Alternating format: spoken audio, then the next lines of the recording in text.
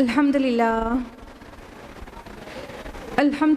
رب العالمین والصلاة والسلام علی رسولہ الکریم وعلی آلہ واصحابہ اجمعین اما بعد اعوذ باللہ من الشیطان الرجیم بسم اللہ الرحمن الرحیم شہر رمضان الذی انزل فیہ القرآن ھدی للناس وبینات من الہدی والفرقان بسم اللہ الرحمن الرحیم رب اشرح لی صدری ویسر لی امری واحلل عقدۃ من لسانی یفقہوا قولی۔ میری عزیز بہنوں، درس قرآن مجید میں آپ سب کا تہہ دل سے خیر مقدم ہے۔ السلام علیکم ورحمۃ اللہ وبرکاتہ۔ کیسے آپ سب لوگ؟ الحمدللہ۔ اللہ تعالیٰ سے دعا ہے کہ وہ آپ سبھی کو اچھا رکھے، ہدایت اور صراط مستقیم پر رکھے، دنیا اور آخرت دونوں میں خوشحال رکھے۔ چلیے بتائیے کہ کوئی درس قرآن میں آج کون سی سورہ سٹارٹ ہونے والی ہے؟ سورہ فرقان۔ تو سب لوگ واقف ہیں؟ تو بغیر کسی ڈیلے کے ہم لوگ سٹارٹ کریں گے۔ سورہ فرقان سے پہلے ہم لوگوں نے کون سی سورہ تفصیل میں جانی ہے؟ سورہ نور۔ سورہ نور مکی سورہ ہے کہ مدنی سورہ؟ سورہ نور کے بارے میں پوچھ رہے ہیں، مدنی ہے کہ مکی؟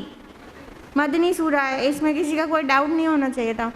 بہرحال تو سورہ نور ایک طویل سلسلے مکی صورتوں کے بعد سورہ نور ایک مدنی سورہ آئی۔ 14 صورتیں سورہ یونس سے لے کے سورہ مؤمنون تک 14 مکی صورتوں کے بعد ایک سورہ آئی مدنی، وہ تھی سورہ نور۔ اور اس کی اگلی سورہ سورہ فرقان ہے جو آپ آج ہم لوگ تفصیل سے جانیں گے۔ یہ پھر سے مکی سورتوں کا سلسلہ شروع کر رہی ہے۔ سورہ نمبر 25 ہے، یہاں سے لے کر سورہ سجدہ سورہ نمبر 32 تک پھر مکی صورتیں 8 مکی صورتیں ہیں۔ اور اس کے بعد سورہ نمبر 33 سورہ احزاب مدنی سورہ ہے۔ تو یہ بیچ میں جو 8 صورتیں وہ سب مکی ہیں، اور اس سے پہلے جو سورہ ہے وہ سورہ نور ہے، اور مکی سورہ کے لاسٹ والی کے بعد جو سورہ ہے وہ سورہ احزاب ہے۔ اور دونوں سورہ آپ جانتے ہیں کتنی مماثلت رکھتی ہیں کئی ایسپیکٹ سے۔ تو آج سے ہم لوگ شروع کر رہے ہیں سورہ فرقان، اور مکی صورتوں کا سلسلہ اب کافی دن تک چلتا رہے گا، 8 صورتوں تک چلتا رہے گا، ٹھیک ہے۔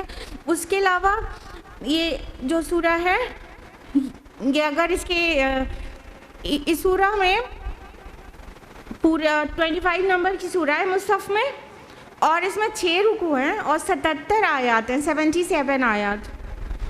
اور اگر اس کا نام کے بارے میں تفصیل جانیں کہ اس کا نام سورہ فرقان کیوں کر جانا جاتا ہے، تو یہ ٹیکن ہے آیت نمبر 1 itself سے، تبارک الذی نزل الفرقان، یہاں سے ہی ٹیکن ہے۔ کچھ صورتوں کے نام اس سورہ کا مرکزی مضمون ہوتے ہیں، اور کچھ صورتوں کے نام صرف وہ لفظ کہیں پر آیا ہوا ہوتا ہے وہاں سے ٹیکن ہوتے ہیں۔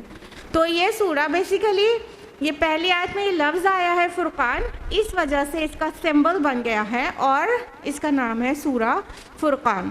حالانکہ اگر کوئی یہ کہے یا سمجھے کہ یہ سورہ ایکچولی اس میں یہ فرقان اپنے معنی کے ساتھ یہ اس سورہ کا مضمون بھی ہے، تو اس میں بھی کوئی اعتراض کی بات نہیں ہے، ایسے بھی انڈرسٹینڈ کر سکتے ہیں کہ یہ سورہ اپنے آپ میں فرقان ہے، جس طرح سے یہ اس کے ڈسکشنز آتے ہیں۔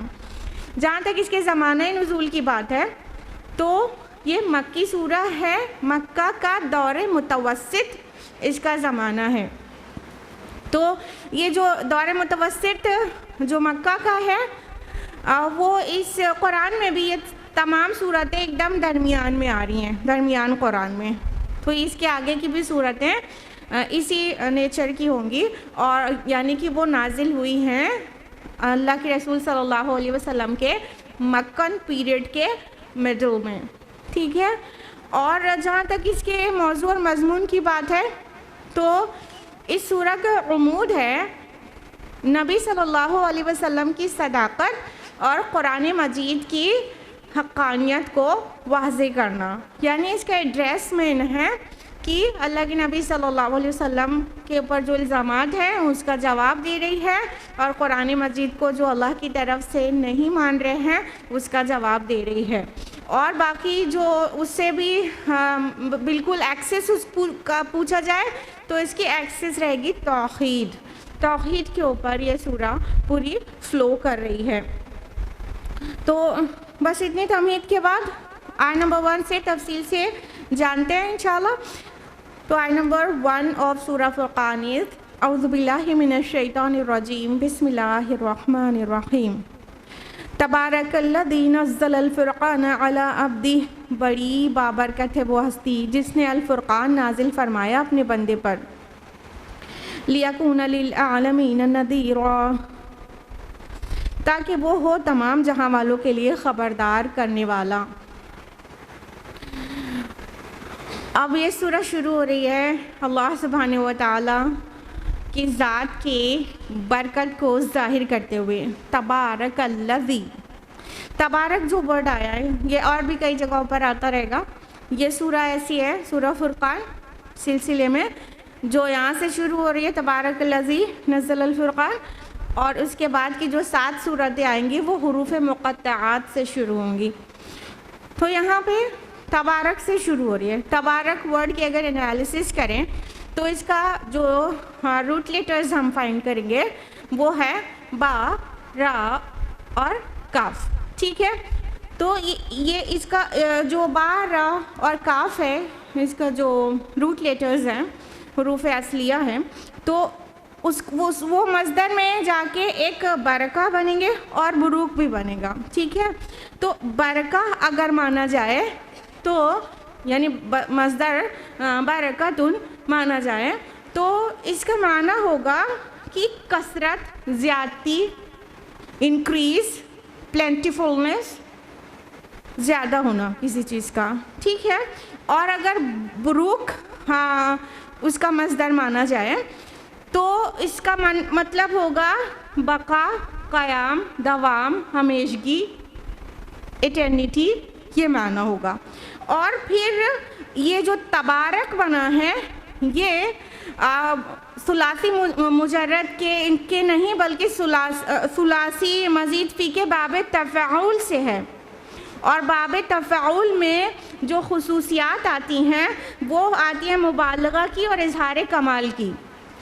تو اگر یہ ساری چیز ایک ساتھ جمع کر لیا جائے تب جا کے تبارک لفظ کا معنی ادا ہوگا، یعنی کوئی ایک ورڈ تو کیا ایک فقرے میں بھی اس کا معنی ادا نہیں ہو سکتا، اتنی ساری چیز بولنی پڑے گی کہ وہ ذات نہایت خیر سے سب کے سب خیر کو سمیٹے ہوئے ہے، اور وہ ایسی احسن ذات ہے جس کے اندر دوام ہے، پائیداری ہے، اور اس کے خیر میں دوام ہے اور پائیداری ہے، اور وہ اپنے اٹ موسٹ پوزیشن پر ہے، یعنی ان سبھی خیر اور بھلائی میں اٹ موسٹ پوزیشن پر ہے، یعنی اس میں مبالغہ اور اظہار کمال جب شامل کر لیں گے تو اتنے سارے جملے بولنے پڑیں گے صرف لفظ تبارک کو، یا جس کو مبارک کہتے ہیں، تبارک، مبارک، اتنے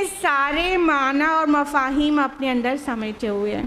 تو اللہ سبحانہ و تعالیٰ کیا فرما رہے ہیں کہ وہ ذات بہت ہی مبارک ہے۔ ہم لوگ بس مبارک کہہ دیتے ہیں لیکن اس کے اندر اتنی گہرائی ہوتی ہے، بہت چھوٹے میں آپ سمجھیں تو سمجھ لیجئے کل کے کل خیر کا منبع اور سرچشمہ، جہاں سے ہر خیر پھوٹتی ہو اور اس میں دوام اور پائیداری بھی ہو۔ تو اللہ تعالیٰ کی ذات اتنی بابرکت ہے جس نے اپنے بندے کے اوپر فرقان نازل کیا۔ یہاں پہ نزلہ آیا ہے، نزلہ کا جو مصدر آئے گا وہ تنزیلاً آئے گا۔ تنزیل کا معنی ہوتا ہے کسی چیز کو اترنا، لیکن آہستہ آہستہ اترنا، ٹھیک ہے؟ تو اللہ تعالیٰ فرما رہے ہیں کہ ہم نے اپنے بندے پر قرآن کو نازل کیا، تو یہ آہستہ آہستہ نازل ہوا ہے نا، دھیرے دھیرے دھیرے دھیرے آیا، ایک بار میں تو آیا نہیں ہے کہ پوری وحی ایک بار میں ڈیلیور کر دی گئی ہو، ایسا نہیں ہوا ہے۔ تو یہاں پہ انزلہ نہیں آیا ہے، نزل آیا ہے۔ تو انزال نہیں آیا ہے، تنزیل والا مصدر والا ورڈ آیا ہے. اور الفرقان آیا لفظ. الفرقان جو لفظ ہے، ایسے تو موٹے طور پہ آپ سبھی اس کا معنی جانتے ہوں گے. فرقان معنی کیا ہوتا ہے؟ بالکل صحیح، حق اور باطل کو جدا کرنے والا، فرق کرنے والا. ٹھیک ہے، لیکن یہ فرقان چونکہ مصدر ہے تو اس لیے یہ تو یا بمعنی فارق ہوگا، فاعلون کی وزن پر فارقن، یا تو بمعنی مفروق ہوگا یعنی مفعول کے وزن پر. یعنی جب اگر اس کو فاعل مانیں گے تو اس کا معنی کیا آئے گا کہ یہ فرق کرنے والا ہے، حق اور باطل میں، ہدایت اور دلالت میں، صحیح اور غلط میں، حلال اور حرام میں، برے میں اور اچھے میں فرق کرنے والا ہے یہ قرآن. اگر اس کو مفعول کے وزن پر مانے یعنی کہ مفروق کے حساب میں مانے تو مفروق کا بھی معنی دیتا ہے یعنی اس کے اندر فرق ہیں. سب طرح طرح کی آیات بہت الگ الگ اور واضح ہے نا، ایک دم منگل تو نہیں ہے کہ سمجھنے میں دشواری ہو. ایمانیات کی باتیں مختلف ہیں، ہدایت اور تفہیم بھی ہے، حلال و حرام بھی ہے، شریعت بھی ہے، سب کچھ ہے. تو سب چیز علیحدہ علیحدہ اور بہت آرگنائزڈ قرآن کے اندر ہیں. تو یہ اس اپنے اندر بھی یہ جدا جدا ہے، فرق ہے. تو یہ مفعول کے حساب میں بھی آئے گا. اور اگر اس کو فرقان مصدر کی میننگ لیں گے تو اس میں مبالغہ بھی پایا جائے گا کہ یہ قرآن مجید ایٹ موسٹ کنڈیشن میں بہت ہائی لیول پر حق اور باطل اور کو جدا کر دینے والا ہے. اور اس کی آیات اتنی کلیئر ہیں، اب اتنی الگ الگ علیحدہ اور واضح ہیں کہ کنفیوژن کریٹ نہیں کرتی. اللہ عبدہ، اپنے بندے پر. جب اللہ سبحانہ و تعالی کو اپنے نبی صلی اللہ علیہ وسلم پر بہت سارا پیار نچھاور کرنا ہوتا ہے نا، تب یہ انداز آتا ہے اللہ عبدہ، اپنے بندے کے اوپر. عبد تو اللہ تعالیٰ نہایت محبت اور شفقت کے ساتھ اپنے نبی صلی اللہ علیہ وسلم کا یہاں تذکرہ کر رہے ہیں کہ اس بابرکت ذات نے اپنے بندے پر یہ الفرقان نازل کیا ہے، اپنے بندے پر، محمد پر نہیں، رسول اللہ پر نہیں. یہ الفاظ بھی ہیں لیکن جو محبت میں ڈوبا ہوا انداز ہے وہ ہے بندے اور معبود والا رشتے کا انداز.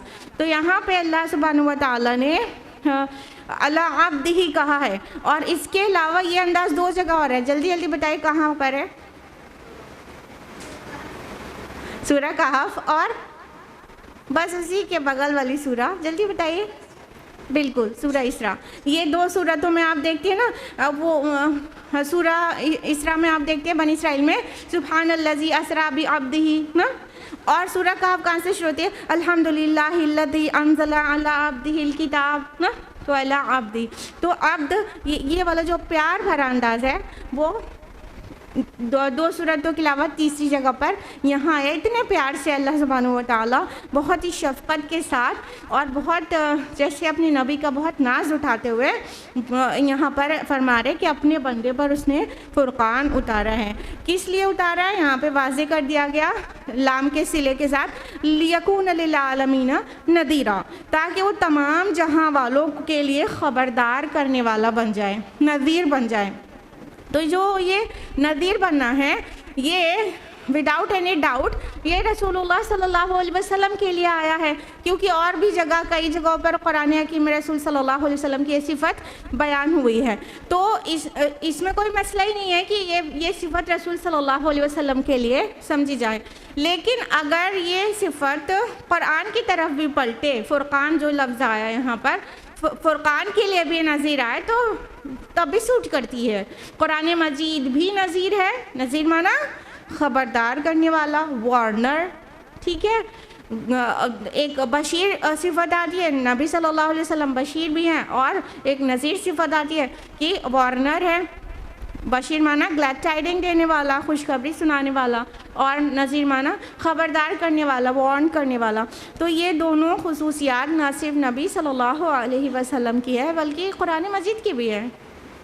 تو اللہ تعالیٰ فرما رہے یہ اس لیے اللہ تعالیٰ نے یہ قرآن مجید کو نازل کیا تاکہ وہ تمام جہاں والوں کو خبردار کرنے والا بن جائے، خصوصاً نبی صلی اللہ علیہ وسلم اور پھر قرآن مجید بھی۔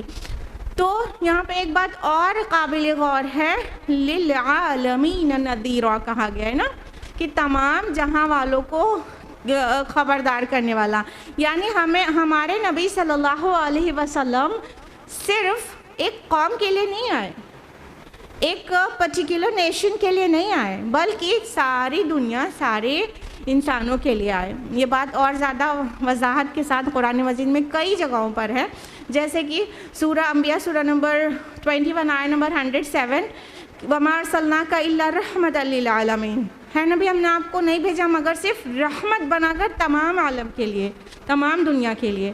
اور اس کے علاوہ سورہ سبا سورہ نمبر 34 میں واضح ہے کہ وَمَا أَرْسَلْنَاكَ إِلَّا كَافَّةً لِّلنَّاسِ بَشِيرًا وَنَذِيرًا، ہم نے آپ کو بھیجا تمام جانوں کے لیے، کل انسانوں کے لیے بشیر اور نذیر بنا کر نا۔ تو اللہ کے نبی صلی اللہ علیہ وسلم صرف ہمارے اور آپ کے لیے نہیں آئے، اہل عرب کے لیے نہیں آئے، صرف گوروں کے لیے نہیں آئے، صرف کالوں کے لیے نہیں آئے، صرف عربی بولنے والوں کے لیے نہیں آئے، صرف عجمی بولنے والوں کے لیے نہیں آئے، صرف particular piece of the land پہ نہیں آئے، بلکہ ساری دنیا کے لیے آئے، جو کہ گورے ہوں، کالے ہوں، چاہے عربی بولتے ہوں، چاہے کوئی دنیا کی زبان بولتے ہوں، اور چاہے کس بھی جیوگرافی سے ان کا تعلق ہو، سب کے لیے نبی صلی اللہ علیہ وسلم آئے ہیں۔ لہٰذا یہ اب ہمارا اور آپ کا فرض ہے مائی بیلوڈ سسٹرز کہ ہم نبی صلی اللہ علیہ وسلم کے لائے پیغام کو، قرآن مجید کو اور اپنے پیارے نبی صلی اللہ علیہ وسلم کی سیرت کو دوسروں تک بھی پہنچائیں نا، ان کو بھی تو جاننے دیں، ان کا بھی تو حق بنتا ہے جو غیر قومیں ہیں، ان تک پہنچانا ہمارا اور آپ کا کام ہے۔ آیت نمبر 2 ہے الذی لہ ملک السماوات والارض، وہ ہستی جس کے لیے ہے بادشاہی آسمانوں کی اور زمین کی، فلم یتخذ ولدا ولم یکن لہ شریک فی الملک، اور جس نے کسی کو اپنی اولاد نہیں بنایا اور نہ ہی اس کا کوئی شریک ہے حکومت اور اختیارات میں، وخلق کل شیء فقدرہ تقدیرا، اور اسی نے ہر شے کو پیدا کیا اور پھر اس کے لیے ایک اندازہ مقرر کیا۔ اب اللہ سبحانہ تعالیٰ فرما رہے ہیں کہ یہ جو اللہ سبحانہ تعالیٰ کی ہستی ہے نا، وہ آسمان اور زمین کی ملکیت اسی کی ہے۔ ابھی مشرکین کے اعتراضات آنے والے ہیں نا، اس سے پہلے بتایا جا رہا ہے، تم نے سمجھ کیا لیا؟ ہاں، تم یہ قرآن کے متعلق کے اوپر شک کرتے ہو، طرح طرح کی پھپتیاں کستے ہو، طرح طرح کی چیز کہتے ہو، ہمارے نبی پر شک کرتے ہو اور بہت سارے بہتان لگاتے، تم نے سمجھا کیا ہے یہ قرآن کہاں سے آیا ہے؟ یہ وہ اس ہستی نے بھیجا ہے جو زمین اور آسمان ہر چیز کی بادشاہی جس کے ہاتھ میں ہے، یعنی وہ اکیلا ہے۔ یہاں سے توحید کا پیغام شروع ہو گیا کہ وہ اکیلا ہے، رول کرنے والا، ساری بادشاہی اس کی ہے، اور زمین کی بھی اور آسمانوں کی بھی۔ اور فرمایا جس نے کوئی اولاد نہیں بنائی، یعنی تم نے کیا مطلب اللہ تعالیٰ کو، ہاں، خالق و مخلوق کو برابر بنا دیا۔ تم نے انسانوں کے 2 ہاتھ دیکھے، 2 پیر دیکھے اور 1 سر دیکھا، 2 آنکھیں دھسی ہوئی دیکھی، ویسے ہی تم نے مخلوق میں سے کسی کو اپنے ہاتھ سے بنا دیا؟ یا تو تم نے انسانی بشری کمزوریوں کو دیکھا کہ انسان جو ہے جب بھی وہ اولاد چاہتا رہتا ہے تو کس لیے چاہتا رہتا ہے؟ اپنے نسل کی بقا کے لیے، اپنے نام کو زندہ رکھنے کے لیے، مٹ نہ جانے کے لیے، یا اپنے بڑھاپے کی لاٹھی بنانے کے لیے۔ تو اس لیے وہ اولاد کو پسند کرتا ہے کہ اس کی اولاد ہو، نہیں ہوتی تو وہ جو ایک بیٹا ایک اڈاپٹ کر لیتا ہے، ایک بچہ لے لیتا ہے۔ تو یہ مجبوریاں اور یہ کمزوریاں انسان کی ہیں، تم نے اس کو ایسوسیٹ کر دیا اللہ تعالیٰ کے ساتھ بھی کہ معاذ اللہ تعالیٰ کا نام یہاں سے غائب ہو جائے گا، جو اس کو اپنا بیٹا بنانے کی ضرورت ہے کسی کو۔ کچھ تو مطلب ستم بالائے ستم کرتے ہیں کہ مسیح علیہ السلام کو کہہ دیتے ہیں مسیحی کہ وہ اللہ کا چنا ہوا بیٹا ہے, ہی از بیگاٹن سن آف گاڈ. ہاں, اور کچھ فرشتوں کو اللہ کی بیٹیاں کہہ دیتے ہیں مشرکین. تو کبھی کوئی کو شو کر دے رہے ہیں اڈاپٹ کیا اللہ تعالیٰ نے, اور کوئی کو معذاللہ اتنا بڑا شرک فی ذات کر دیتے ہیں کہ اللہ کا جنا ہوا بیٹا ہے کوئی, معذاللہ استغفر اللہ. تو اللہ سبحانہ و تعالیٰ ان تمام کمزوریوں سے پاک ہے. تم نے جیسا اپنے کو پایا ویسا ہی اللہ تعالیٰ کے بارے میں تصور کر لیا. خدا کے بارے میں ایسا تصور تم نے کر لیا کہ اس کی کوئی اولاد ہے. نہیں, وہ تو اپنی حکومت میں, اختیارات میں, حقوق میں, سب میں یکتا ہے. اس نے کسی کے ساتھ شیئر نہیں کیا اپنی ان کوالٹیز کو. یعنی حاکم وہ ہے اور حکم اس کا چلتا ہے پوری کائنات میں, عالم خلق میں, عالم امر میں, ہر جگہ اس کا حکم چلتا ہے. تو وہ اسی کو یہ بات زیب دیتی ہے کہ اس کو ہی خالق مانا جائے اور اس کو ہی مالک مانا جائے. سروری زیبا فقط اس ذات بے ہمتا کو ہے, سروری زیبا فقط اس ذات بے ہمتا کو ہے, حکمراں ہے ایک وہی باقی بتانے آزری. اللہ تعالیٰ حقیقی خالق مالک ہے, اور وہ حقیقی وہ چلانے والا ہے, ہر ایک چیز کو کنڈکٹ کرنے والا ہے, مدبر ہے. اور sovereignty belongs to Allah subhanahu wa ta'ala only. There is no one who is deserving sovereignty. Sovereignty belongs to Allah subhanahu wa ta'ala only. تو اس کے ساتھ اوروں کو ایسوسیٹ کر دیا, اور اللہ تعالیٰ نے اس کے بعد اپنی صفات کو فردر ایکسفولیٹ کرتے ہوئے فرمایا کہ اس نے ہر چیز کو پیدا کیا ہے. یعنی تم کیوں صرف اس کو پرے کرو, تم صرف اس کی عبادت کیوں کرو, کیونکہ وہ خالق بھی ہے. اس نے ہر چیز کو پیدا کیا ہے. اور فقدرہ تقدیرا, یہ کہہ کر تو کتاب در کتابیں لکھی جائے تو اس کی تفسیر مکمل نہ ہو. قدر معنی اندازہ کرنا ہوتا ہے. اندازہ اس کا لٹرل میننگ, ڈکشنری میننگ, ٹھیک ہے. تو فقدرہ تقدیرہ, ہر ایک کی تقدیر طے کر دی, ہر ایک کے لیے اندازہ مقرر کر دیا. اس میں کوزے میں سمندر کو سمو دیا گیا ہے. یعنی اللہ تعالیٰ نے صرف پیدا نہیں کیا ہے اپنی مخلوقات کو, کوئی بھی ہو, انسان ہو, جن ہو, حیوانات ہو, یا زمین ہو, پہاڑ ہو, آسمان ہو, کچھ بھی ہو, ان کو صرف پیدا نہیں کیا ہے, ہر ایک مخلوق کے لیے اس کی تقدیر, اس کا اندازہ مقرر کر دیا ہے. اب اس قدر میں جو کہہ رہے ہیں نا کوزے میں سمندر سمو دیا گیا ہے, اس قدر میں بہت معنی ہے. یعنی ان کو جیسا جسم چاہیے تھا ویسا جسم دیا ہے, جیسی سخت چاہیے تھی ویسی سخت دیا ہے, جس کو جن چیزوں کی ضرورت تھی وہ چیزیں انہیں پرووائڈ کیا ہے, جس طرح انہیں حرکت کرنا تھا اس چیز کا پابند کیا ہے, جس طرح ان کی فنکشننگ ہے جو ضرورت کی اس طرح ان کو باؤنڈ کیا ہے کہ وہ اس طرح فنکشن کریں. ایز فار ایگزامپل سورج کو لے لیجئے, سورج اور چاند کو خدا بنائے بیٹھے ہو. ہاں, سورج کے اللہ تعالیٰ نے کیا تقدیر مقدر کی کہ وہ اس کے لیے ایک آربٹ ہے, وہ اس میں گھوم رہا ہے, ٹھیک ہے. اب جو ایسٹرونومرز ہیں سورج کس کے اراؤنڈ چکر لگا رہا ہے, اس پوائنٹ کو وہ کہتے ہیں سولر ایپیکس. ابھی ایک امیجنری پوائنٹ ہے, اس کے اراؤنڈ اپنی پوری سولر فیملی کے ساتھ چکر لگا رہا ہے. تو سورج اپنی ایکسس پہ بھی گھوم رہا ہے. It takes 25 days to complete the one rotation of sun, you know.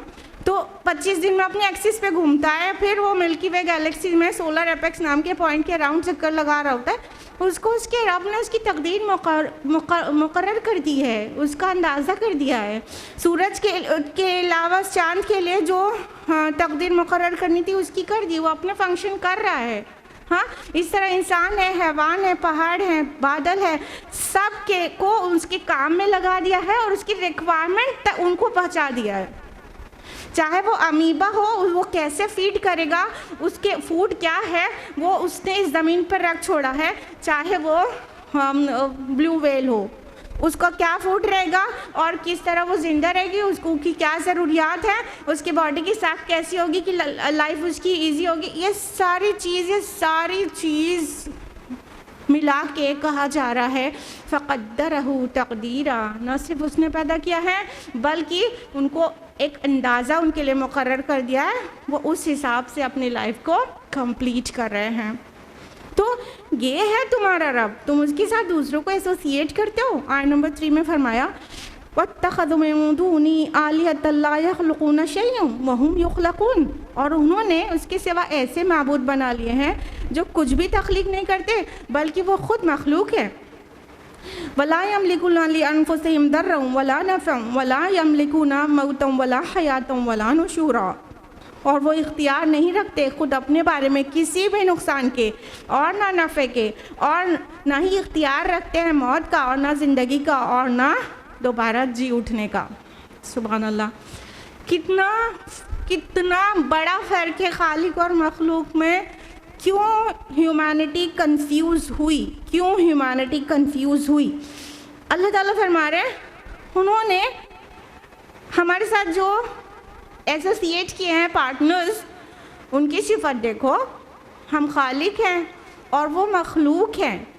انہوں نے وہ جو مخلوق ہیں وہ کچھ بھی تخلیق نہیں کر سکتے۔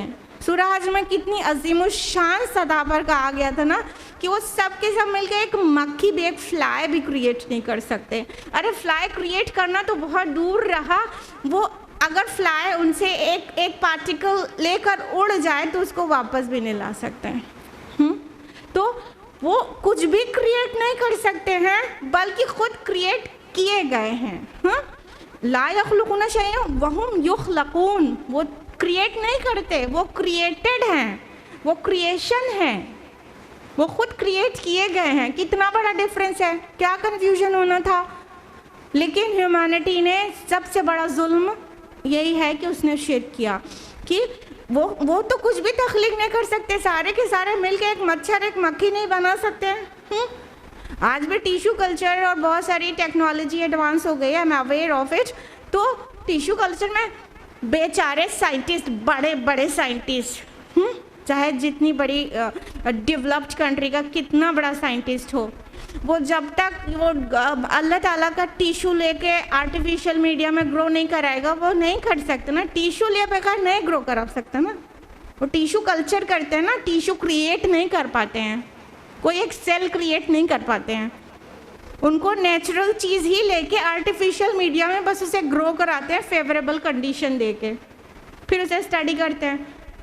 تو انہوں نے کریٹ تھوڑی نہیں کیا، وہ تو اللہ تعالیٰ کی کریٹڈ چیز سے ہی انہوں نے کچھ دوسری چیز بنانے کی کوشش کی، اس میں تھوڑا سا جینیٹک چینجز کر کے اور جو بھی چاہتے ہیں وہ کر کے، اپنا پورا مولیکولر بائیولوجی اسی پر بیسڈ ہے اور جینیٹکس اسی پر بیسڈ ہے کہ وہ کس طرح سے جینز میں ادھر ادھر بھی کر لیتے ہیں، لیکن وہ نیچرل سیل لیے بغیر، ٹیشو لیے بغیر کچھ بھی نہیں کر سکتے۔ تو کوئی بھی آج تک ایک سیل کریٹ نہیں کر پایا ہے، آؤٹ آف نتھنگ ایک سیل کریٹ کر لے۔ تو اللہ تعالیٰ کہہ رہے ہیں ارے وہ تو خود کریٹ کیے گئے ہیں، ان کا کریٹر کوئی اور ہے، تو کیا ہم اعلیٰ کو چھوڑ کر ادنا سے مانگیں، جو کہ ضعف الطالب والمطلوب والی حالت ہو جائے کہ کتنا کمزور ہے طلب کرنے والا اور جس سے طلب کیا جا رہا ہے۔ فرمایا کہ اور وہ اپنے خود کے نفع نقصان کا کوئی اختیار نہیں رکھتے، یعنی یہ جو جن کی اللہ کو چھوڑ کر عبادتیں کی جا رہی ہیں، چاہے وہ ولی ہوں، چاہے نبی ہوں، چاہے کوئی جن ہو، چاہے فرشتہ ہو، اپنے نفع نقصان کا ان کو اختیار نہیں ہے۔ مطلب ہم بہت پازیٹیو چیزیں ہی لے رہے ہیں، اللہ کے ساتھ جو شریک کیا گیا، جو اپنے آپ میں بہت بزرگ ہستیاں ہیں انہی کا نام لے رہے ہیں نا، لیکن وہ بھی اپنے خود فائدے اور نقصان کا کوئی اختیار نہیں رکھتے۔ تو پھر تمہارا کیا، تمہیں کیا نقصان سے بچائیں گے اور تمہیں کیا فائدہ دیں گے؟ نو وے، اٹس illogical۔ جب اپنے نفع نقصان کا اختیار نہیں رکھتے، اللہ کی قدر جو بھی ہوگی ان کے اوپر نافذ ہو جائے گی، اور وہ اپنے کو بچا نہیں پائیں گے۔ اگر اللہ کی طرف سے ان کو نقصان ہے اور اللہ کی طرف سے فائدہ ہے تو اس کو اور نہیں بڑھا پائیں گے اتنا جتنا اللہ نے لکھ دیا ہے۔ تو پھر کیا ان سے کیا مانگنا؟ فرمایا کہ نہ ان کے پاس موت اور زندگی کا کوئی اختیار ہے، یعنی نہ اپنے سے پیدا ہو جاتے ہیں، نہ اپنے سے وہ اپنی ڈیتھ مقرر کر سکتے ہیں اور نہ کوئی مرے ہوئے کو جلا کے اٹھا سکتے ہیں، الا یہ کہ اللہ ہی چاہے معجزانہ طور سے کسی کو دے دے، ٹھیک ہے؟ تو یہ کوئی بھی چیز ان کے اندر نہیں، اور یہ ساری کوالٹیز اور یہ اختیارات اللہ سبحانہ و تعالیٰ کے پاس ہیں، تو تم کہاں پھرے جاتے ہو؟ کہاں پیر فقیر اولیاء اور مزاروں پہ سجدہ کیے دیتے ہو؟ ان کے اندر بھی کوئی بھی غیر اللہ تصور میں لے آئیے، خالی بتوں کے کو تصور میں نہیں لانے کی ضرورت ہے نا۔ مزاروں کے سامنے بھی اگر مانگا جا رہا ہے، دعائیں دی جا رہی ہے، تو ذرا دیکھیں کیا وہ خالق ہیں؟ نہیں، وہ مخلوق ہیں۔ کیا وہ اپنے بھلے برے کا اختیار رکھتے تھے؟ نہیں رکھتے تھے۔ کیا وہ موت اور زندگی کا اختیار ان کے ہاتھ میں تھا، یا کسی کو دوبارہ جلا دینا، یا اپنے ہی خود دوبارہ جی کے اٹھ جانا تھا؟ نہیں ہے۔ کہاں پھرے جاتے ہو؟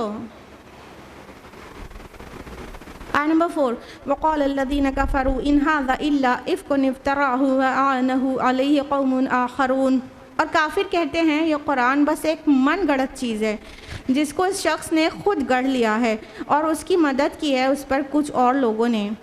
فَقَدْ جَاءُوا ظُلْمًا وَزُورًا، یہ لوگ ظلم اور جھوٹ پر کمر بستہ ہو گئے ہیں۔ اب مشرکین مکہ کا یہ بہتان تھا میرے پیارے نبی صلی اللہ علیہ وسلم پر، کہ نبی صلی اللہ علیہ وسلم اس قرآن کو یا تو انہوں نے خود گڑھ لیا ہے، یا تو کہیں سے سیکھ سکھا کر یہ ہمیں سنا دیتے ہیں، مطلب کیونکہ اور لوگوں نے اس کی مدد کی ہے۔ سبحان اللہ، کیا کہہ رہے ہیں؟ یہ قرآن خود گڑھ لیا ہے یا کچھ ہیلپرز ہیں اس کے پیچھے اس کو پروڈیوس کرنے میں، کچھ لوگوں نے ہیلپ کیا ہوا ہے۔ ہاں، تو یہ قرآن مجید دیکھیے، جس ٹائم پہ یہ قرآن نازل ہوا وہ ٹائم تھا لٹریچر کا۔ مانتے ہیں کہ آج سائنس اینڈ ٹیکنالوجی کا ٹائم ہے، وہ ٹائم تھا لٹریچر کا، اور زبان دانی جو تھی وہ سب سے بڑی کوالٹی ہوتی تھی، اور عرب اپنے آپ کو مطلب گویا کہتے تھے، اور باقی سب کو تو گونگا ہی کہتے تھے نا، عجمی ہے، گونگا ہے، مطلب خالی خود ہی زبان دان تھے، باقی سب جو ہے کوئی کو زبان ہی نہیں آتی تھی۔ اتنا فخر تھا، اتنا فخر تھا۔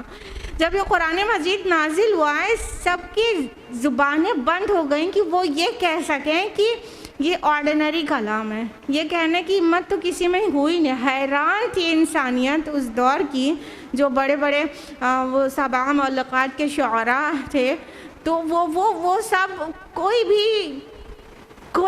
اس پائے کا کلام کو بھی کسی نے دیکھا ہی سنا پڑا نہیں تھا، کسی نے ایسے اشعار پروڈیوس ہی نہیں کیے تھے کبھی، تو یہ تو وہ نہیں کہہ سکتے تھے کہ اس میں کوئی وزن نہیں ہے، کیونکہ ان کا بچہ ایکچولی زباندان تھا۔ تو یہ تو کبھی نہیں کہہ سکے۔ اب بیچارے مطلب کیوں کہنا چاہیے کہ گنوار لوگ کی کیا آرگیومنٹ لے کے آئیں تو اب اپنا بیسٹ لے کے آتے تھے۔ اب اپنا بیسٹ کیا لے کے آئیں؟ نہیں، اس نے خود گڑھا ہے یہ، اور اس سے کوئی ہیلپرز اس کے پیچھے لگے ہوئے ہیں، کچھ لوگ ہیں جو اس کی مدد کر رہے ہیں، جس کی وجہ سے کیوں ان کو ایسا کہنا پڑا؟ کیونکہ میرے اللہ کی شان، میرے اللہ کی مرضی یہ تھی کہ آپ کا آخری نبی جو امی رہے، وہ نہ کہیں سے پڑھ سکتا ہو نہ کبھی کچھ لکھ سکتا ہو نا، تو ان کے درمیان کیا نبی تھا؟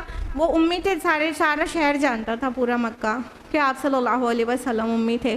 تو یہ کہ ان کے پیچھے کچھ لوگ ہیں جنہوں نے ہیلپ کی ہے، تو اللہ تعالیٰ نے اس کو بہت زیادہ ایڈریس نہیں کیا ہے، اس کا جواب بہت زیادہ لمبا چوڑا نہیں دیا ہے، کیونکہ یہ اتنا سینس لیس اور بیس لیس ایلیگیشن تھا کہ کوئی بھی عقل مند انسان اس کو آسانی سے ریجیکٹ کر سکتا تھا۔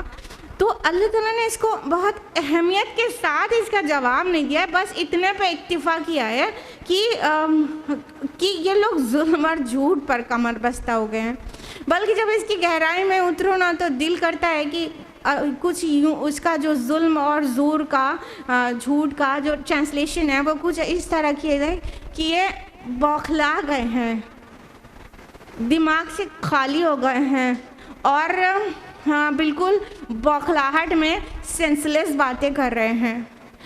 تو ایک ظلم تو ان کا یہ تھا کہ یہ شرک کر رہے تھے، اور ایک ظلم یہ بھی تھا کہ نبی صلی اللہ علیہ وسلم پر یہ جھوٹ باندھ رہے تھے۔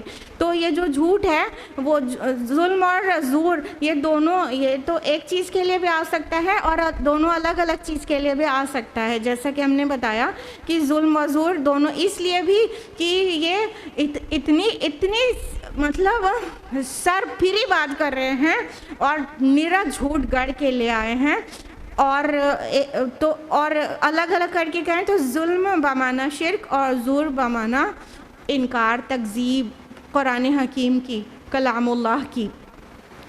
اس کو اور واضح کر کے اس آیت میں رکھا گیا، آیت نمبر 5، وَقَالُوا أَسَاطِيرُ الْأَوَّلِينَ اكْتَتَبَهَا، اور کہتے ہیں یہ پرانے لوگوں کے قصے ہیں جو اس نے کسی سے لکھوا لیے ہیں، فَهِيَ تُمْلَى عَلَيْهِ بُكْرَةً وَأَصِيلًا، پھر یہ املا کرائی جاتی ہیں اس کو صبح و شام۔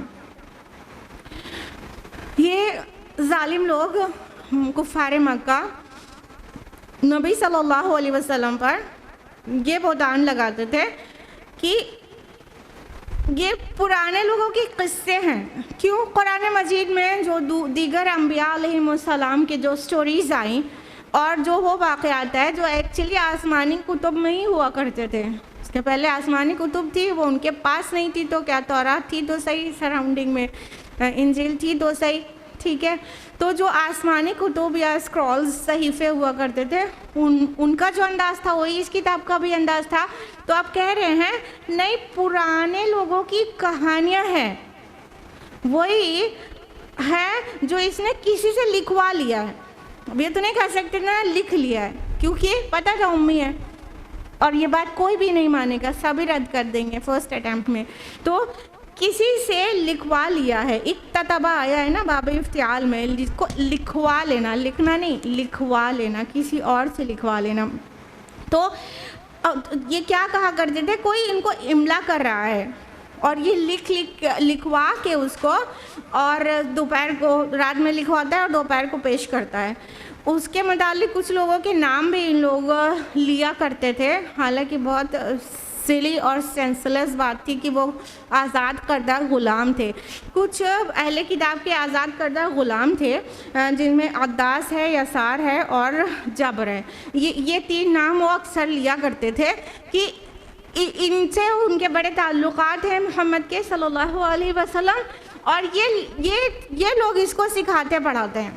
لیکن اگر نبی صلی اللہ علیہ وسلم کے کردار، اخلاق اور حکمت کو اسٹڈی کرے کوئی بھی جس کے دماغ میں کوئی قسم کی عصبیت نہ ہو، صاف ذہن انسان اس کو اسٹڈی کرے، اور یہ جو غلامی کے داغ جھیل رہے لوگ، ان کے کردار کو جو گمنام ہیں، جن کو دنیا نہیں جانتی ہے، ان سے کمپیئر کرے تو بھی کتنا کلیئر ہو جائے گا کہ کہیں کوئی سوال پیدا ہو سکتا ہے کہ ایسوں سے اتنے حکیم شخص نے املا کرا کے اب لکھوا کے پیش کیا ہے۔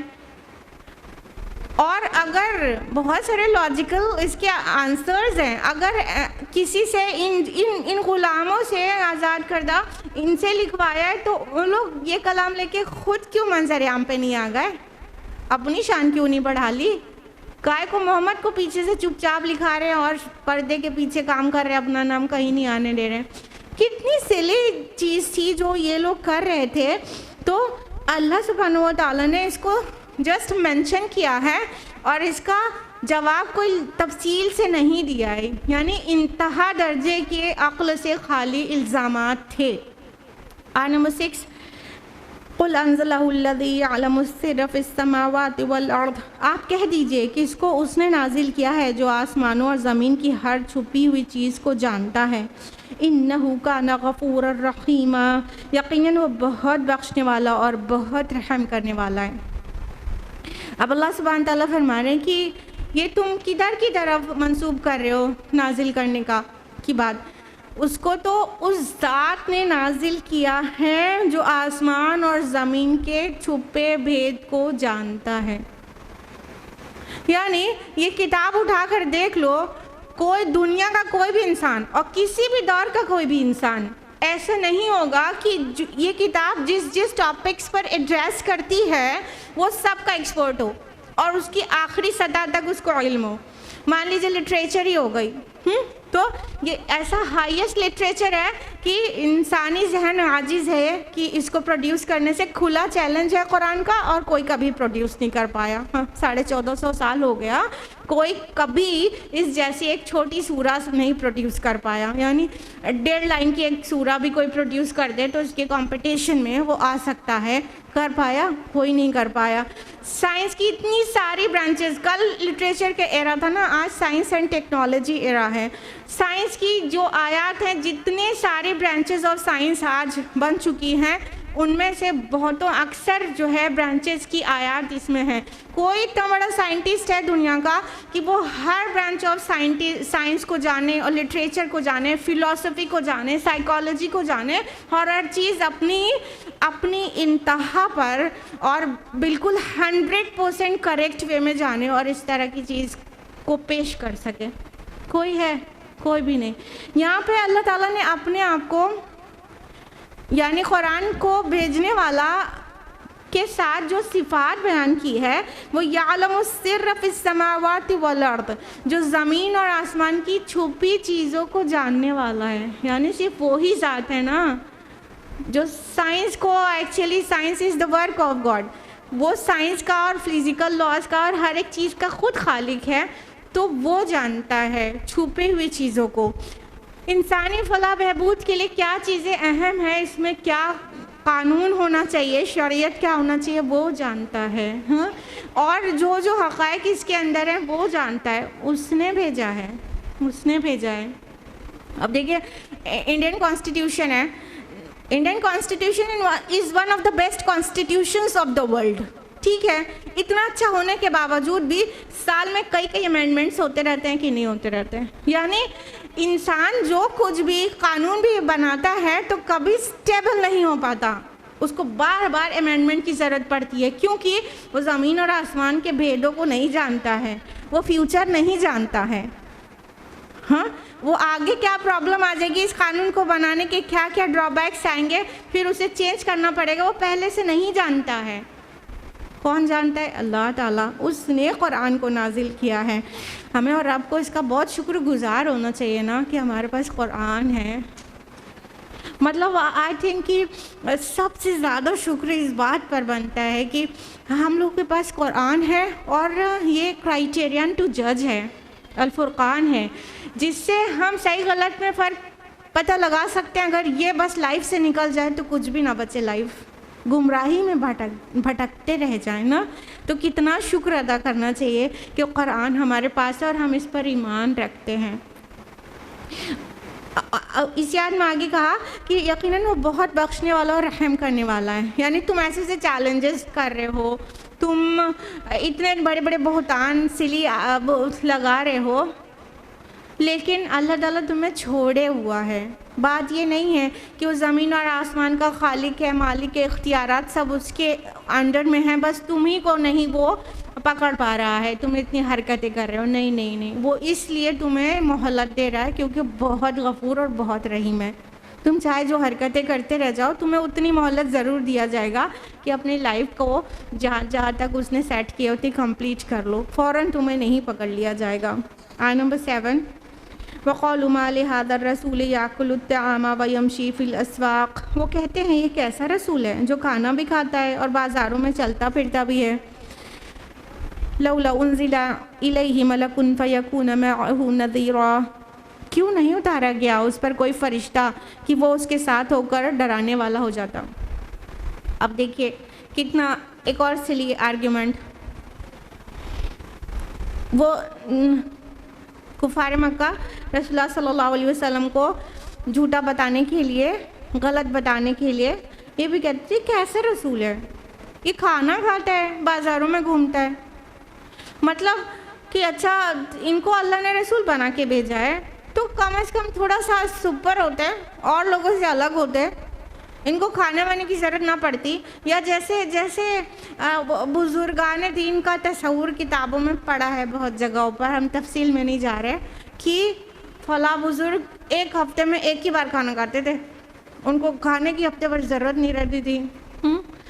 اور فلاں وہ اب ایک بابا وہ ریت پہ لیٹے رہتے ہیں، نہ ان کو گرمی سے پریشانی ہوتی نہ بارش سے، وہ پورے سال ریت پہ لیٹے رہتے ہیں.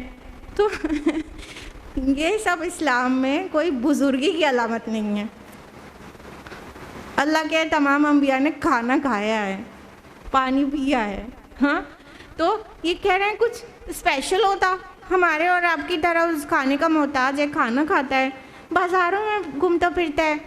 مطلب اتنا، یا تو پھر اتنا بڑا کنگ جیسا ہوتا کہ اس کو دیکھنے کو ترستے لوگ، وہ ادھر ادھر اپنے آپ نظر نہ آ جایا کرتا بازاروں میں گھومتا ہوا. نگاہیں ترستی، ایسی شان ہوتی اس کی کہ لوگ دیکھنے کو ترستے، کبھی اس کو دیکھ پاتے. یہ تو بازاروں میں گھومتا رہتا ہے، یعنی کہیں بھی نظر آ جاتا ہے. اور یا تو پھر ایسا کیوں نہیں ہوا کہ اس کے ساتھ ایک فرشتہ ساتھ لگا ہوتا اور جو ڈرانے والا ہوتا. مطلب یہ چاہ رہے تھے کہ ایک کوڑا لیے ہوئے فرشتہ ساتھ میں ہوتا، دیکھو لوگو یہ اللہ کے نبی ہیں، ان کی بات مانو، نہیں مانو گے تو ابھی ایک کوڑا لگے گا. ان کا تصورات اتنے سلی تھے. ریالٹی یہ نہیں ہے، ابھی آ جائے گا کہ ان کا مسئلہ جو ہے آخرت پہ ایمان نہ لانے کا تھا. یہ آرگیومنٹس اپنے دماغی سطح سے بیسٹ آرگیومنٹ لے کے آتے تھے جھٹلانے کے لیے. بات یہ نہیں ہے کہ ساتھ میں ایک فرشتہ کر دیا جائے تو ابھی ایمان لے آئیں گے، بات یہ ہے ہی نہیں. یہ کوئی جھٹلانے کا کوئی ریزن دینا رہتا تھا نا انہیں سماج میں آ کے، تو شام کو میٹنگز ہوا کرتی تھی اور دن میں آ کے سب کے بیچ کہا جاتا تھا ایکچولی ایسا کیوں نہیں ہوا، ویسا کیوں نہیں ہوا. مکہ اور طائف میں سے کوئی بڑا جو ہے امیر اور مالدار انسان کیوں اللہ نے نہیں چنا رسول بنا کے. ہاں یہ یتیم جو پیدائشی یتیم ہے اور یہ جو بیچارہ بزنس کے لیے یہاں وہاں شام کی طرف گھومتا رہتا تھا، وہ اللہ کا نبی بنا دیا گیا. تو یہ ماننا ہی نہیں چاہتے تھے، ورنہ نبی کا اخلاق، کردار اور ساری سچائی اس کی ان کے سامنے تھی. بس وہ آخرت پہ ہمیں جواب دینا ہوگا، اس بات سے بالکل راضی نہیں تھے کہ یہ بات مان لے. نمبر 8 او یلقی الیہ کنز او تکون لہ جنۃ یأکل منہا، یا اتارا جاتا اس پر کوئی خزانہ یا اس کے لیے کوئی باغ ہوتا جس میں سے وہ کھاتا پیتا. وقال الظالمون ان تتبعون الا رجلا مسحورا، اور ان ظالموں نے تو یہاں تک کہا کہ تم لوگ صرف ایک سحر زدہ شخص کی پیروی کر رہے ہو. اب ایک اور تصور دلا رہے ہیں لوگوں کو، ایسا کیوں نہیں ہوا کہ اس کے ساتھ کوئی خزانہ ہی اتار دیا گیا ہوتا. مطلب ٹھیک ہے، پوری دنیا اور کائنات کے رب کا رسول ہے تو اس کے ساتھ کوئی بہت بڑا ٹریجر ہوتا، اتنا خزانہ ہوتا اس کے پاس، جیسے آج کل کے معاذ اللہ معاف کرے کہ نبی کو ان سے کمپیئر کریں، آج کے بابا لوگ اتنا خزانہ جو ہے اپنے بیسمنٹ میں جمع کیے رہتے ہیں کلو کے حساب سے سونا چاندی. ہاں تو یہ سونے چاندی سے تول رہے تھے کہ وہ خاص ہوتا تو ایسا اس کے پاس کوئی ٹریجر ہوتا، کوئی خزانہ ہی ہوتا اس کے ساتھ، اور یا تو کوئی ایکسٹراڈینری باغ ہوتا اس کے پاس، وہ باغ کے پھل کھاتا بیٹھ کے عیش سے. اس کو تو بازار میں جا کے کمانا پڑتا ہے اور اپنی مطلب 2 وقت کی روٹی مہیا نہیں رہتی، اس کو بھوکا بھی رہتا ہے. تو یہ ایسا اس کو بہت سارا باغ کیوں نہیں ہے؟ تو پھر کبھی کہہ دیتے ہیں کہ ارے یہ سحر زدہ ہے. یعنی قرآن حکیم میں جو اٹریکشن تھا وہ کسی سے پوشیدہ نہیں تھا. تو جب نبی صلی اللہ علیہ وسلم قرآن پیش کرتے تھے تو مطلب انسان کی روح تک پہنچ کر اسے فیل ہوتا تھا کہ یہ ایکسٹراڈینری کلام ہے. اسی بات سے ڈرتے تھے مشرکین عرب کہ کوئی نیا آئے گا تو یہ کلام سنے گا تو پھر وہ بالکل مطلب ایمان نہ لے آئے، ان کے گروپ میں شامل نہ ہو جائے. تو اس وجہ سے پھر ایک دن پلان سیٹ کر کے آتے، اس کو مسحور کہیں گے کہ اس کے اوپر جادو ہو گیا ہے، بیچارہ اس سحر زدہ ہے. سحر زدہ کئی طرح سے یہ کہتے تھے، یا تو کسی نے جادو ٹونا کر دیا ہے تو بالکل سحر زدہ ہے، مطلب بات جو ہے وہ تک کی نہیں کرتا، یہ بھی تصور تھا ان کا. یا تو سحر زدہ ہونے کا ان کے اندر ایک کانسیپٹ تھا کہ کوئی دیوی دیوتا کو برا کہہ دو تو ان کی مار پڑ جائے تو وہ بہکا ہو جائے انسان، تو اس کو بھی ایسے ہی بولتے تھے سحر زدہ. تو یہ بھی کہتے تھے کہ ہمارے دیوی دیوتا کو برا کہا کرتا ہے نا, اس میں سے کسی کی مار پڑی ہے معاذ اللہ. تو اس وجہ سے یہ ایسی سی باتیں کرنے لگا ہے. ایسے ظالم کہ کبھی سحر زدہ کہہ رہے ہیں اور کبھی پلان سیٹ کر کے آ کے اس کا بالکل کنٹراسٹ کر رہے ہیں یہ جادوگر ہے, یہ خود جادو کرتا ہے. اب جادو کرنے والے اور جس کے اوپر جادو کیا جائے کتنا بڑا ڈفرینس ہوتا ہے. جادوگر کتنا چالاک ہوتا ہے, عیار ہوتا ہے, جس کے اوپر جادو کیا جائے وہ خپتی ہو جاتا ہے. کتنا فرق ہوتا ہے دونوں میں. تو جب بات سچ نہیں رہتی نا تو اس میں کوئی قیام اور دوام نہیں رہتا. کبھی کچھ کہتے ہیں کبھی کچھ, کتنی عجیب باتیں. اور افسوس کے ساتھ کہ آج کے مستشرقین جو ہیں اورینٹلسٹ ہیں ماڈرن ورلڈ کے, وہ تو اور بے حیا قسم کے انسان ہیں کہ وہ بالکل صاف کہہ دیتے ہیں یہ دوسروں سے سیکھا ہوا, سکھایا ہوا اور لکھا ہوا ہے. اب یہ لوگ تو کم از کم یہ نہیں کہہ سکتے تھے کیونکہ یہ جو قرآن مجید ہے, اور وہ جانتے تھے وہ امی تھے اور قرآن مجید کسی اور کا مطلب خود سے لکھ کے نہیں لا سکتے ہیں, تو کسی نے ہیلپ کی ہے, کسی سے لکھوا لیا یہ سب. لیکن آج کے مستشرقین اور بے حیا ہیں اور بری باتیں ہمارے نبی کی طرف منسوب کرتے ہیں کہ معاذ اللہ کہ محمد اتنے چالاک تھے, اتنے عیار تھے کہ انہوں نے اتنے شاطر دماغ سے یہ سب ساری چیز لکھ کر لوگوں کو اپنے مطلب اپنے اراؤنڈ اپنا گرویدہ کر لیا. تو ایسے میرے نبی کو زحمتیں جھیلنی پڑی ہیں, تکلیفیں.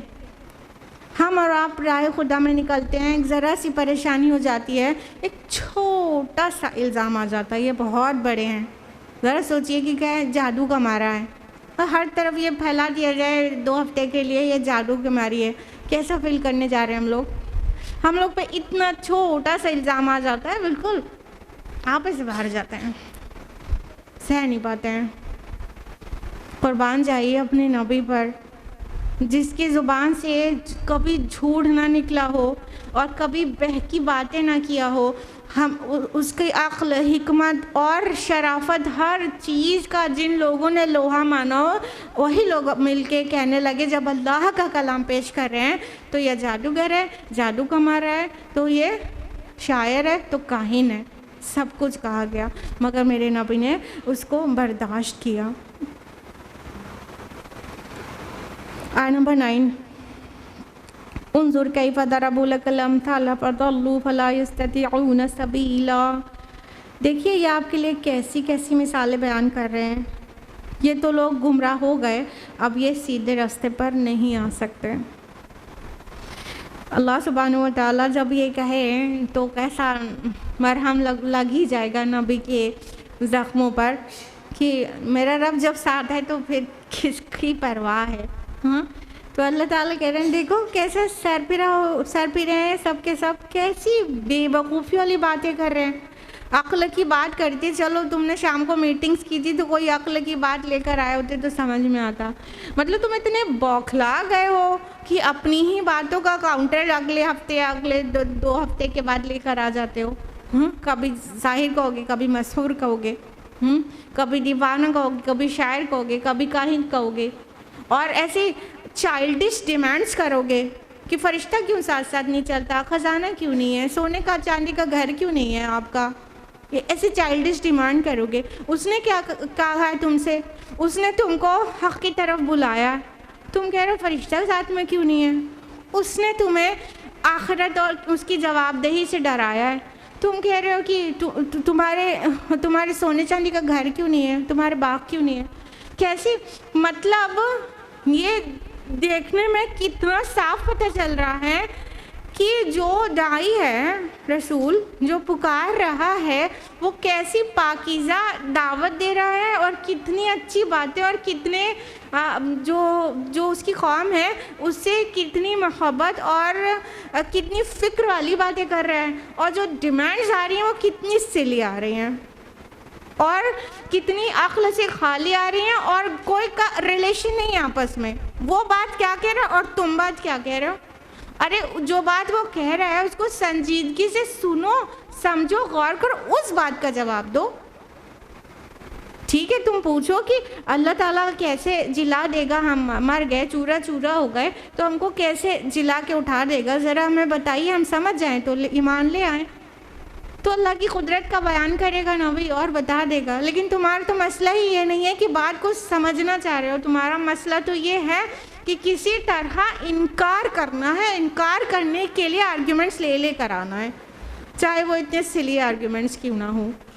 اتنے بڑے بڑے نامور لوگ ہیں، ابو جہل ہے اور امیہ بن خلف ہے، اور اتنے پرانے، اس وقت تو ابو سفیان بھی تھے، تو اتنے شہر میں معروف لوگ اور بڑے اپنے کو ٹھاکر سمجھنے والے لوگ، اور کیسے سلی پلان سیٹ کر کے آ رہے ہیں جس میں ذرا بھی عقل نظر نہیں آتی اور ذرا بھی فکر نظر نہیں آتی، جو بات کہی جا رہی اس کا جواب نہیں ہے، وہ کچھ اور ہی بے سر پیر کی بات کر رہے ہیں۔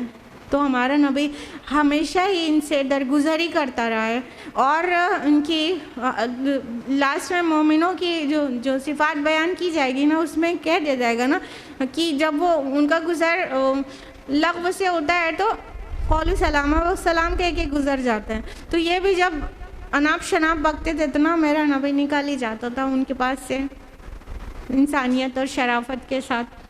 تو ایسے ایسے ستم بالائے ستم کیے گئے ہیں ہمارے رسول صلی اللہ علیہ وسلم پر، اور یہ اللہ تعالیٰ ایک شفیق استاد کی طرح اپنے نبی صلی اللہ علیہ وسلم پر ہمیشہ شفقت بھری آیات نازل کرتے رہے، اور میرے نبی صلی اللہ علیہ وسلم کا غم دور ہو جاتا۔ اور مکی سورہ ہے، خدیجہ رضی اللہ عنہا بھی بہت زیادہ سپورٹیو تھیں ایٹ دیٹ ٹائم جب وہ لائف تھی، اور جب بھی نبی صلی اللہ علیہ وسلم کو ستایا جاتا اور آ کے آپ صلی اللہ علیہ وسلم خدیجہ رضی اللہ عنہ سے بتاتے، تو خدیجہ رضی اللہ عنہ کا جواب ہوتا، یا رسول اللہ، کبھی کوئی ایسا رسول بھی آیا ہے جس کو کفار کی طرف سے تمسخر نہ کیا گیا ہو اور تکذیب نہ کی گئی ہو؟ یہ کہنا ہوتا کہ میرے نبی صلی اللہ علیہ وسلم کا غم دور ہو جاتا۔ تو اس طرح سے اللہ تعالیٰ نے قرآن حکیم میں وہ ساری چیزیں درج کر دی جو قیامت تک پڑھی جائیں گی، جو میرے نبی کی شان بیان کرتی رہیں گی، اور مشرکین کی حرکتوں کو واضح کرتی رہیں گی کہ کیا کیا نہیں سہنا پڑا، اور کم از کم داعیان اسلام کے لیے وہ نمونہ بنیں گی کہ کیسی بھی تکالیف ہو لیکن ثابت قدم رہنا ہے، اور جب راہ حق پہ نکلیں گے تو تکالیف آئیں گی، بہتان لگیں گے اور بہت کچھ ہوگا، ان سب کو سہ کر ہی حق بات دوسروں تک پہنچانے کا کام کرتے رہنا ہے۔ بس ایک رکو مکمل ہوا آج کے لیے اتنا ہی۔ اللہ تعالیٰ سے دعا ہے کہ وہ ہم سبھی کو اس قرآن الفرقان کو پڑھنے، سمجھنے، غور و فکر کرنے، عمل کرنے اور دوسروں تک پہنچانے کی توفیق عطا فرمائے۔ اللہ تعالیٰ قرآن حکیم کے ذریعے ہماری دنیا اور آخرت دونوں سنوارے، ہم قرآن مجید کو اپنا ہدایت کا منبع اور سرچشمہ سمجھے، اور اپنا ہادی اور رہنما سمجھے، اور اپنے نبی صلی اللہ علیہ وسلم کے طریقے پر زندگی گزارنے کی پوری کوشش کریں۔ آمین یا رب العالمین۔ وآخر دعوانا الحمد للہ رب العالمین۔ والسلام علیکم ورحمۃ اللہ وبرکاتہ۔